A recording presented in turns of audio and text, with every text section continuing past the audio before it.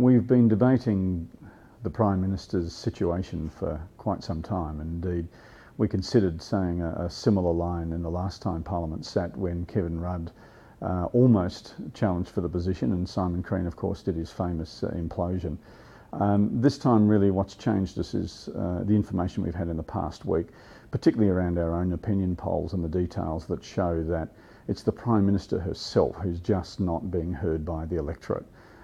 It's as much the fact that with the electorate not listening to her, our concern is that we won't have a good election debate, that the policies being proposed by the coalition won't be challenged hard enough so that the electorate on September 14 can make an intelligent judgment about who should be the Government of Australia. Well, an editorial fundamentally is an opinion. It's not a declaration by the paper that says our reporting will now change to an anti-Gillard position. And in fact, all our reporters know that no matter what the editorial line of the paper is concerned, that doesn't influence the way they report. So Michael Gordon, the rest of our gallery team, Tony Wright, they won't suddenly change the way they tell the news. It has no influence on the basic independent journalism that they do.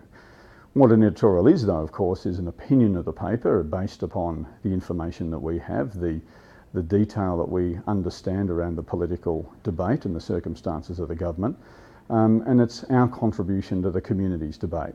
It's a long tradition of newspapers to do so. And in fact, it's not unprecedented for the Age to call for a Prime Minister to stand down. In fact, Graham Perkin back in the 1970s called for Gough Whitlam to stand down, and the Age also supported Peter Costello taking over from John Howard in the last year of his government. I understand why many Age readers are upset by this and don't believe that the Age should have taken this stance.